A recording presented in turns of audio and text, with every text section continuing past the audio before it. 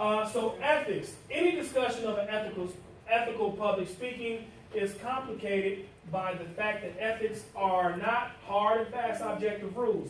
Each person's ethical decision reflects what? His or her individual values and religious beliefs as well as cultural norms. So your ethics may not be the same as her ethics, right? It depends on how you grew up. I'm going to go to my last slide and then we're going to get up out of here, y'all. Just go to the next slide.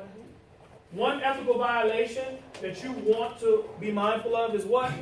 Plagiarism. That is a knock on your ethics and your character. If you are caught plagiarizing, you can be expelled from Selma College. Yes, you can, okay? So that's just what I wanted you to know. Do not plagiarize. So plagiarism is presenting another's language and one's own ideas. And that is it. We must conclude. If you want to stay, she has a speech that she can do. You want to do your speech? Okay. It's a 2-minute speech only if you want to stay, or if you have to leave, I understand. She has a 2-minute speech that she wants to share with you. All right, you want to hear it? Here we go. All right. So this speech, I won a contest at the first level. And the reason why I'm doing it again because I'm not going on. So I told my coworkers, oh, you'll be seeing me in November. There won't be, so I'm doing it now. And this is, I don't know if any of you are moms, but all of you are daughters. So the name of this speech is When Earth Met Wind and Fire. When Earth Met Wind and Fire. Curfews, I'm sure you all can agree, serve a purpose. They keep children safe and have everyone accounted for.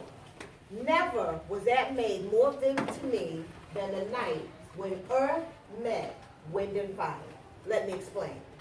My sister and I, as well as 4 of our other teenager friends, had been waiting with great anticipation to see that iconic 70s soul band, Earth, Wind and Fire. We had those polyester tops, painted on jeans, platform heels. We had those outfits ready, and we were waiting. Which is why we were so disappointed when on the Thursday before the concert, my mother informed us that because she had the flu, she would be unable to drive us to the concert. Now, I was sad that my mother was sick, but I was more sad at the fact that we probably would not get a chance to go to that concert. And she sensed that, and she said we could still go as long as we could find someone else to drive.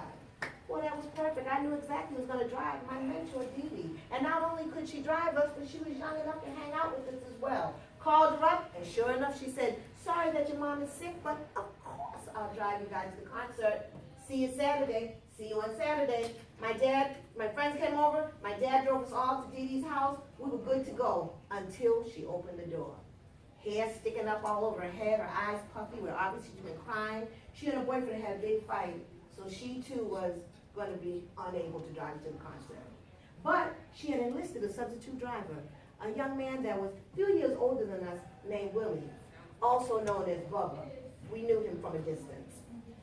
With this change of plans, I decided that although my mother had extended our 12 o'clock deadline to 1 o'clock because the concert was 60 miles south of where we live, I still told him we had to be home by 12 because in case anything happened with him, we'd have that hour to play with and still make it home by our 1 o'clock curfew.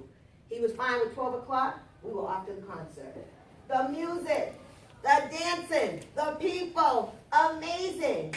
At the end of the concert, looked around, saw Willie's hat, made my way over to him, but as I got there, I noticed this aroma that made me wonder whether or not he was thinking straight, so I just went straight to the direct. Willie, 12 o'clock, time for us to get on the road. I'm going to the after party. After party, no, Willie, 12 o'clock, we have to be home by 12 o'clock. I'm going to the after party. It's my car, Sam it. Anyone don't like it, they can walk. Well, we weren't walking 60 miles. He wasn't driving, so we did what our teenage minds told us to do. Since after tonight, we were probably not going to see each other anyway for about 40 years, we decided that we would have a good time in Rome, Willie Wonderland. And we got home at 4 a.m. Don't judge me, it was Willie. Now, when we got to the end of our driveway, and I saw that our light was still on, I knew that my sister and I were done. I remember putting my key in the door, and it flew open by itself. Now, my sister and I had our hair twisted up in knots, very similar to yours, but imagine a knot. My mom used them like doorknobs. Boom! She banged both of those heads together.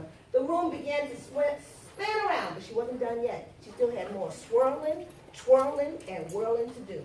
And when the room got itself together, she said, and you go into church and I better not see either one of you sleeping.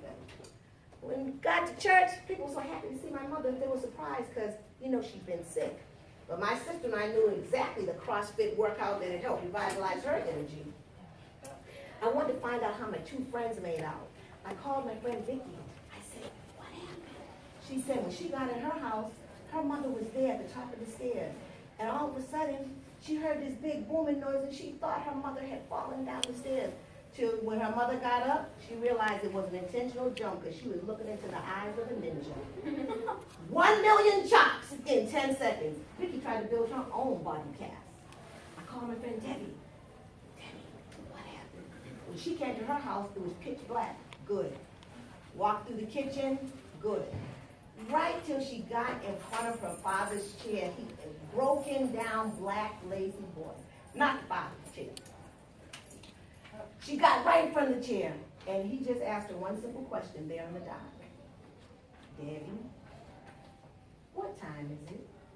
And I said, well, what happened next? She said, I lost my hearing. I don't know anything happened after that. My hearing was gone. I don't know what happened. Now, it has indeed been over 40 years, and we're scattered in different parts of the country.